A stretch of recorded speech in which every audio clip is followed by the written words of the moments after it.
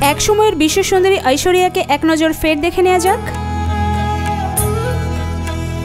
এবার যে ছবিগুলো দেখছেন, বাজি লেগে অনেকেই হয়তো প্রথম ধাক্কায় ভারতের ঐশ্বরিয়া বলেই মত দেবেন। আদতে তার নাম কনওয়াল চিমা, পাকিস্তানের নাগরিক। আপাতত তাকে পাকিস্তানের ঐশ্বরিয়া বলেই সবাই চেনেন, কেউ কেউ এই নামেই ডাকেন তাকে। অভিনয় থেকে শতহস্ত দূরে, ভারতেও থাকেন না, তবে তার সঙ্গে মিল রয়েছে বলি অভিনেত্রী ঐশ্বরিয়া রায় বচ্চনের। এক নজরে দেখলে মনে হয় তরুণী যেন হুবহু ঐশ্বরিয়া।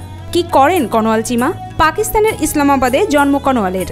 জন্মের পর কনওয়ালের বাবা মা তাকে নিয়ে সৌদি আরবে রিয়াদে চলে যান। সেখানেই শৈশবের অধিকাংশ সময় কাটান কনওয়াল চিমা। সেখানে দ্বিতীয় থেকে অষ্টম শ্রেণী পর্যন্ত পড়াশোনা করেন। তারপর আবার পরিবার সমেত পাকিস্তানে ফিরে যান। পাকিস্তানে ফিরে গিয়ে স্কুল এবং কলেজের পড়াশোনা শেষ করেন কনওয়াল। কলেজের পড়াশোনা শেষ করে পাকিস্তানের একটি সংস্থায় চাকরি শুরু করেন তিনি। স্থানীয় সংবাদ মাধ্যম সূত্রের খবর, পাকিস্তানের সংস্থায় চাকরি করে প্রচুর পারিশ্রমিক পেতেন কনওয়াল। সেই সংস্থার বাজার মূল্য ভারতীয় মুদ্রায় 17,38,968 কোটি টাকা। কিন্তু চাকরি করে মানসিক শান্তি পাচ্ছিলেন না কনওয়াল। নিজের পরিচিতি তৈরি করতে চেয়েছিলেন তিনি, তাই মোটা বেতনের চাকরি ছেড়ে দেন। চাকরি ছেড়ে দিয়ে ব্যবসা শুরু করেন কনওয়াল। এই পথে চড়াই উতরায়ে কনওয়ালের হাত শক্ত করে ধরেছিলেন তার স্বামী এবং শ্বশুরবাড়ির সদস্যরা। ব্যবসার পাশাপাশি সমাজসেবার কাজের সঙ্গেও যুক্ত কনওয়াল। পাকিস্তানের বিভিন্ন জায়গায় সমাজসেবামূলক প্রচার অনুষ্ঠানের আয়োজন করতেন। কনওয়াল নিজেও একটি স্বেচ্ছাসেবী সংস্থা গড়ে তোলেন। সেই সংস্থার সিইও পদে রয়েছেন তিনি। এই প্রযুক্তি সংস্থার মাধ্যমে দুস্থদের সাহায্য করা হয়। বক্তা হিসেবে জনপ্রিয়তা পান কনওয়াল। সমাজসেবার সঙ্গে জড়িত বিভিন্ন অনুষ্ঠানে বক্তৃতা করে আলাদা একটি পরিচিতি তৈরি করেন।